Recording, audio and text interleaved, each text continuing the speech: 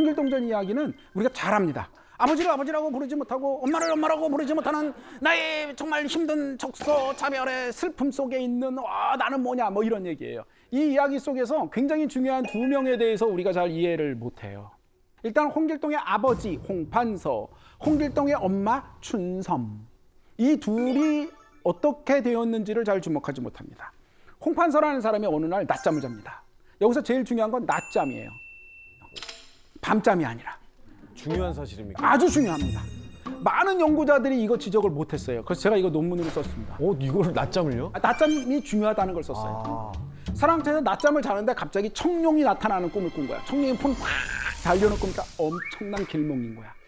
이야, 이태몽 엄청난 자식을 내가 낳겠구나 해가지고 그 순간 팍 일어나가지고 안채로 샥 들어갑니다. 안채로요? 안채로. 안채는 누가 있냐? 부인이 있죠. 옛날에 양반들은요 대부분 사랑채에 지내는 거예요. 바깥에 당연히 사랑채에 사람도 만나고 사실 밥도 여기서 먹고요. 안채는요 안에 있죠. 부인들이 지내는 곳이고요. 잠잘 때 가끔 안채에 들어가기도 하고 잠도 사랑채에서 자기도 해요. 자, 이 홍판서가 부인한테 딱 가가지고 낮잠이라고 그랬잖아요. 네. 낮이에요. 낮이라고요. 그럼 아직 낮이야. 그래가지고 부인에게 뭐 말은 하지 않고, 왜냐면 꿈 얘기를 하면 어떻게 되죠? 날아가죠. 그렇죠. 그럼 휙 날아간다. 그래서 어떻게든지 뭐 이렇게 좀 여보 뭐 이러니까 부인 보기 황당하잖아. 아니 채통 있으신 판서 대감께서 이게 무슨 불량배들이나 하는 이런 벌겋 대낮에. 안 됩니다. 당연한 얘기예요. 당연한 얘기. 그리고 어떻게 되냐면 그냥 말하고는 싶으나 그냥 아이고 저렇게 다 갑갑한 사람을 만나 내가 꿈을 꾸는데 와 답답해 하고 혹 생각하면서 승질나서 사랑방에 뜩 앉아있는 거예요. 그때 요정이 이렇게 차를 이렇게 타서 마님 차 드세요 하고 차를 쭉 가져옵니다. 차를 다 가져오는데 춘섬이 애가 괜찮아 보이는 거예요. 그래서 거기서 관계를 갖고 그리고 홍길동을 낳았다 이렇게 되는 거예요. 근데 이야기가 그렇게 훅 뛰면 안 되는 게 거기 몇 줄이 더 있어요. 자, 몇 줄이 더 있어요. 홍판서는 정말 훌륭한 자식을 낳으려고 하다가 어쩔 수 없이 정말 이 정실 부인의 어리석고 답답한 것 때문에 할 수 없이 서자로 태어나게 했구나가 된 것처럼 우리가 알아요. 아니거든요. 제가 질문을 잘해야 된다 그랬죠? 네. 만약에 홍판서가 낮에 안 가고요. 밤에 갔다면 부인이 관계를 거부했을까요? 맞네? 그치. 그럼 밤에 갔으면 됐잖아. 근데 꿈을 낮에 꿨으니 그냥 낮에 간 거 아니에요? 그러니까 그 다음 질문. 청룡 꿈의 시호, 엄청난 길몽의 시호가 고작 2시간, 1시간일까요? 그러니까요. 자, 생각해 보세요. 낮에 그랬으니 문제였고 청룡 꿈의 시호라는 게 그렇게 몇 시간일 리가 없잖아요. 밤에 하면 되는 거였어요. 밤에 들어가면 되는 건데 왜 이랬을까요? 결론은 간단한 겁니다. 홍판서가 지금 낮잠 자다가 갑자기 성욕이 발동한 거죠. 한 거지. 그러네. 충동적으로 그냥. 그리고 그 충동을 둔갑시키기 위한 핑계였다는 것이 분명한 게 뭐냐면 청룡 꿈을 꿨잖아. 안타깝다. 정신은 아니지만 서자가 나오겠구나 라고 생각했으면 어떻게 돼요? 따로 잘 모셔두고 너 어디 들락거리지 말고 왜 딴 사람 만나면 안 되잖아. 말도 하지 말고 걷는 것도 조심하고 알았느냐 라고 해야 되죠. 근데 그러지 않았습니다. 그러지 않고요. 춘섬이가 스스로 밖에 나가질 않아요. 아니 종들은요 온갖 사람 막 만나거든요. 근데 그러지 않고 자기 스스로 바깥을 안 나가고 자기 혼자 조심히 지내니까 그러고 나니까 홍판서가 그제야 얘를 첩으로 삼았다라고 기록되어 있습니다.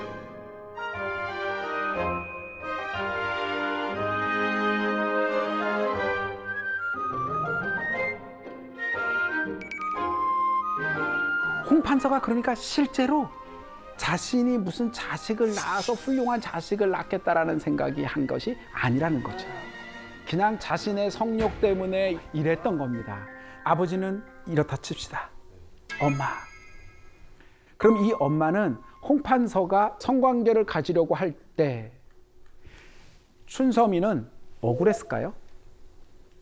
억울했을까요? 결혼을 하거나 혹시 뭐 이제 그런 식으로 신분 상승이 또 될 수가 있으니까 부인이 안채에 계시대잖아요. 근데 그래도 안채 당시 이제 사회적 배경으로 봤을 때 안채에 계셔도 천민이었으니까 천민보다는 양인으로 역시 우리 황재성 씨는 역시 우리 황재성 씨는 이제 빨리 카톡방을 팝시다. 빨리 저 파서. 괜찮았나요? 아유, 정확하게 핵심을 말씀하셨어요. 오 근데 내용에는 없지만 이런 생각도 드는데요. 춘섬이가 그 홍판서가 부인한테 가서 거절당하고 온 거를 듣고 차를 일부러 가져간 것이 아닌가. 역시 형님! 역시 박찬민 씨가 핵심적인 부분을 말씀하셨어요. 전략적으로 의도적으로 그렇게 했을 가능성이 있습니다. 말씀하신 대로 그렇게 적혀 있지는 않지만 그럴 가능성은 굉장히 높습니다. 오. 제일 중요한 건 뭐냐면 분명히 겁탈이고 심하게 말하면 강간의 상황인 것이 맞아요. 그러면 이 춘섬은 정말 피동적으로 당하기만 한 것이냐? 그게 아니라 자신이 어느 정도 원해서 바로 홍판서와 관계를 맺으려고 했을 수 있다는 겁니다. 이유는 뭐냐? 단순한 관계에서 끝난 문제가 아니라 정말 임신해서 자식을 낳으면 어떻게 되냐? 내 자식은 나보다 나은 삶을 살게 되는 거죠. 이 어머니는요, 그래, 나보다는 네가 더 조금이라도 낫게 살아라 라는 마음을 가진 전략적인 행동이었던 거죠. 그 시대는 이런 식의 첩을 두는 관계는 지금의 윤리로 바라보시면 안 돼요. 충분히 가능한 일이니까 자, 첩을 뒀습니다. 이 홍판서에 다른 첩이 있는데 곡산모, 초란이라는 사인데 곡산모라는 말은 곡산 출신 기생 여자. 평민과 중인들의 여자들이 양반들 하고 하는 첩이 있고요. 노비나 기녀나 이런 사람들이 이 첩이 되는 경우가 있어요. 중인과 평민을 합해서 양인이라고 하는데요. 천민 출신인 경우와 이게 레벨이 달랐어요.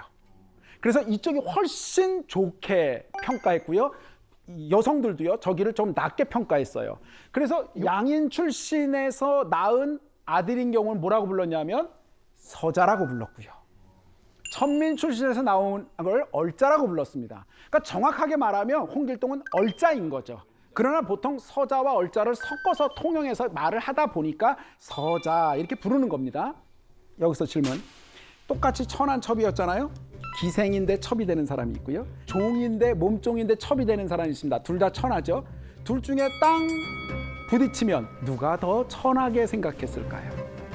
그래도 몸종이 약간 우위 아닐까요? 맞습니다.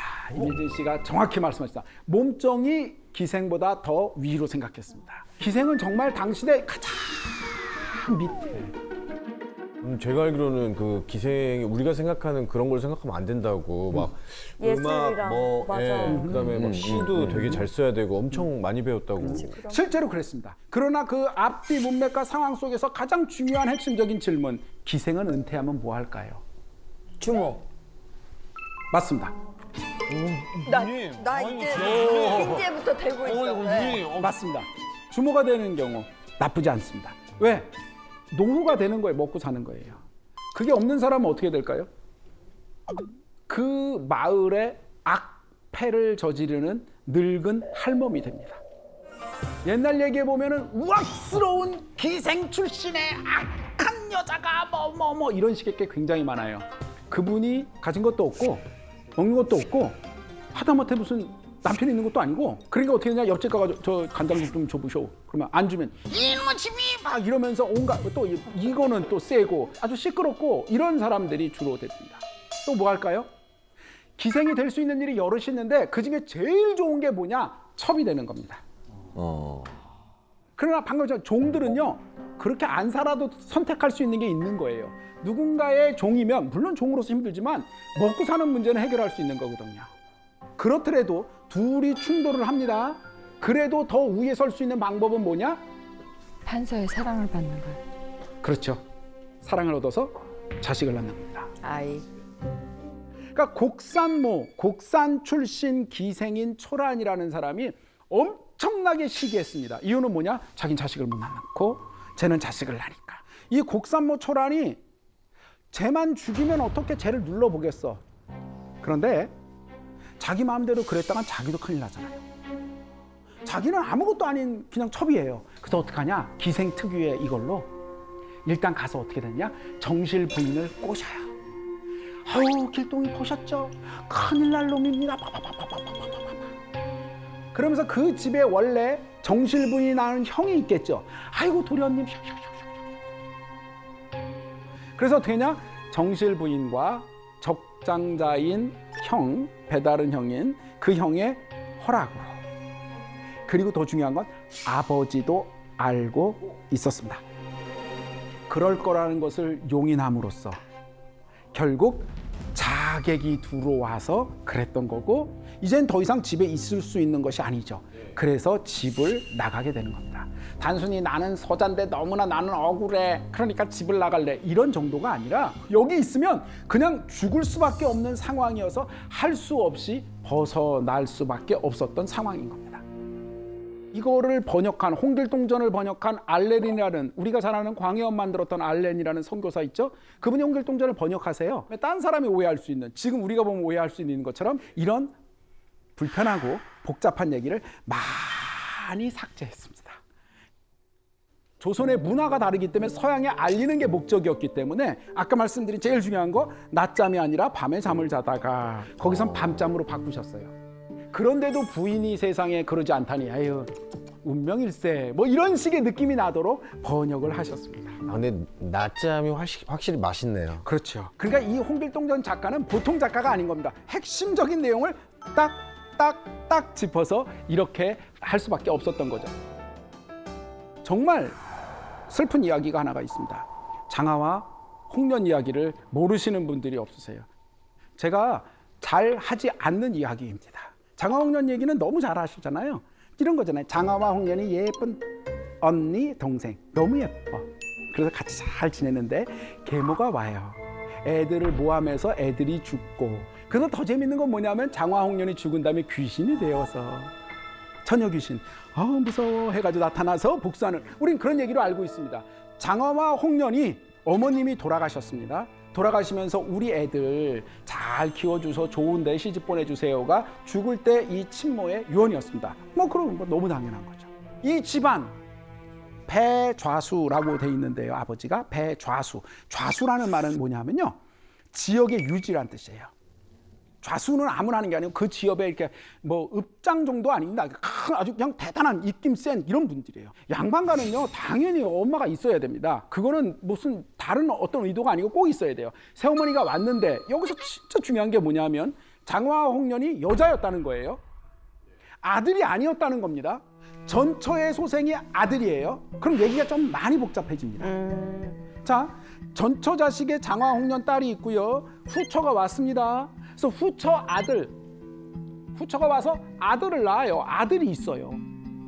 자, 이 배자순의 집을 누가 이을 것이냐?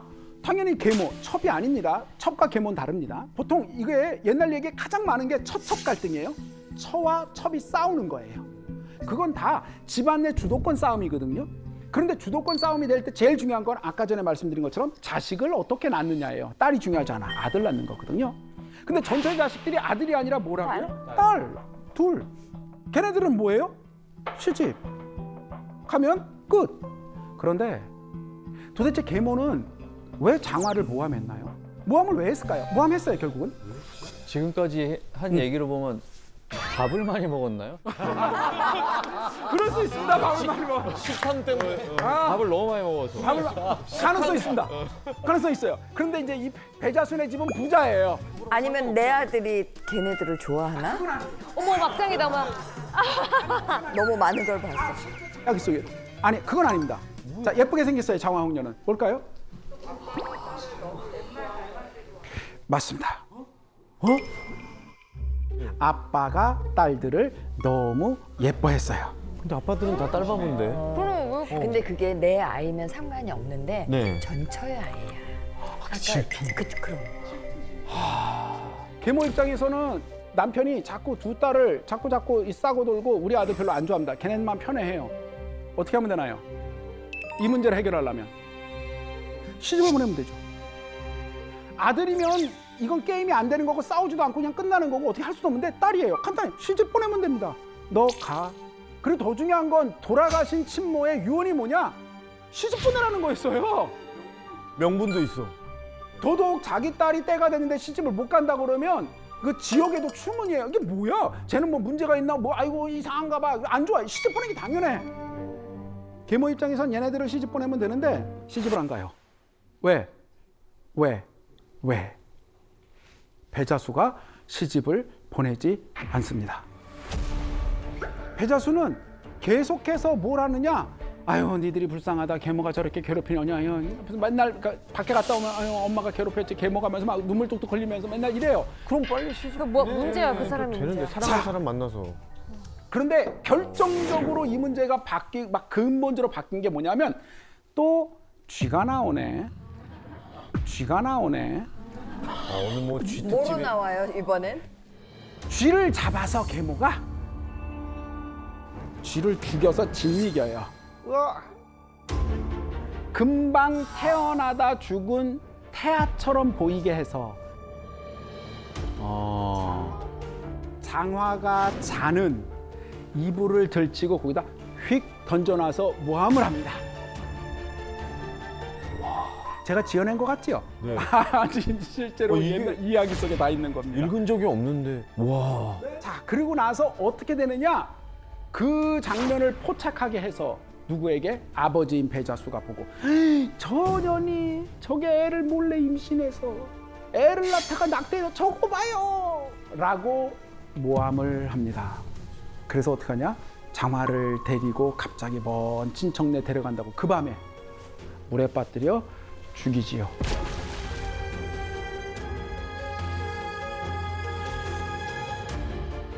그래서 장화가 죽습니다. 홍련도 나중에 결국 따라서 죽습니다. 제일 중요한 건 아버지는 왜 그랬을까 하는 거예요. 자, 여기서 아버지가 됩시다. 아버지가 돼봤어요? 아니, 얘가 그랬어. 이런 문제가 있어. 장화는 자고 있어. 얘는 한마디도 안 해. 깨우겠죠. 넌 뭔 짓이야. 이거사! 도대체 너는 무슨 짓을 해서 이게 무엇이냐? 왜냐하면 아까 이저 딸하고 친밀감이 하나도 없는 거라면 그렇게 분노하고 대충 그렇게 처리하는 부모들 많았는데 얼마나 친했는데요. 매일 박경하고 니들이 참아라. 너희들 불쌍하다. 눈물 뚝뚝뚝뚝뚝뚝. 그럼 그쯤 되면 가서 죽여라라고 결정하기 전에 너 왜 그랬어라고 깨워서 물어보는 게 너무 당연하잖아요. 안 그러고 그 밤에 일사천리로 해결해버립니다. 왜 그랬을까요? 자, 배자수가 갑자기 그렇게 뛰고 돌다가 도대체 왜 장화와 홍련을 일찍 시집 보낼 나이가 지났음에도 불구하고 시집을 보내지 않았다 가장 큰 이유는 가장 큰 이유는 정답은 저는 모르지만 그럴 가능성이 가장 높은 건 사실은 이 이야기는 근친상간적 문제가 베이스에 깔려있는 이야기일 가능성이 매우 높습니다. 진짜 여자로 사랑한 거예요? 홍련도 나중에 결국 따라서 죽습니다. 왜 그럴까요? 장화가 죽고 난 다음에 홍련은 왜 자살을 할까요? 그 이유는 뭐냐면 저 문제가 이제 그 다음에 어떻게 움직일지를 홍련은 생각하지 않을 수밖에 없는 거죠. 자기한테 오는 거. 그렇습니다. 그래서 홍련이. 더 중요한 건 잊지 마셔야 될 건 배자수는 알고 있어요. 뭘 알고 있느냐? 자기도 걸려있는 것 같은 그 문제, 성관계의 문제, 낙태의 문제, 이 문제는 자신이 정말 두려워할 이야기인 거고 사실 계모는 그 약점을 정확히 잡았기 때문에 그 밤중에 일사천리로 해결할 수 있었고 더 비극인 건 뭐냐면 실제 그런 얘기는 조금 죄송한 얘기지만 장화 홍련 이야기는 실제 있었던 이야기입니다. 싫어해요? 예, 싫어합니다. 많았어요. 조선시대 왕조실록이나 옛날 사람들의 문인이나 기록을 보면 제가 지금 말씀드리려는 이 결론 같은 이야기들이 꽤 많았고요. 언제든지 인간이 사는 곳에서 탐욕과 추악함을 가지고 기생하려고 하는 수없이 많은 자들 속에서 있을 수 있는 문제였던 거고 이야기가 되어서 우리들에게 의미를 가지게 하는 것이었습니다. 결국 어떤 의미에서 우리 자기 자신이 제일 힘들고 괴로운 게 뭐냐면 우리 주변에 있는 가장 가까워야 할 가족이라고 할 수 있습니다. 그 가족들이 사실은 서로가 서로에게 어떤 마음과 어떤 자세와 어떤 거리로서 사느냐에 따라서 그것이 우리의 삶을 찌우기도 하고 그러지 않게 하기도 합니다. 그 거리라는 것은 굉장히 중요한 겁니다. 이야기 중에서